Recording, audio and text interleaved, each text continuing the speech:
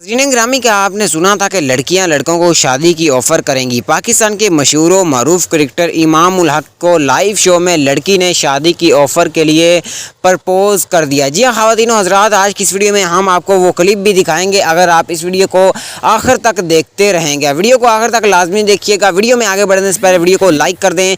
मज़ीद अपडेट देखने और जानने के लिए चैनल को सब्सक्राइब कर दें। ख़वातीन हज़रात, लाइव शो में एक लड़की ने इमाम उल हक को कहा कि क्या आप मेरे साथ शादी करेंगी। वीडियो को लास्ट तक लाजमी देखिएगा, फिर ना कहना कि आपने क्लिप नहीं दिखाया।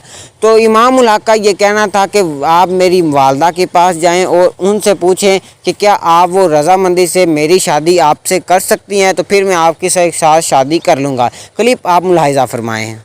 क्या मुझसे शादी करेंगे? मैं क्या कह सकता हूँ, मुझे बताओ पहले। प्लीज इज्जत रख लीजिएगा मेरी बात की।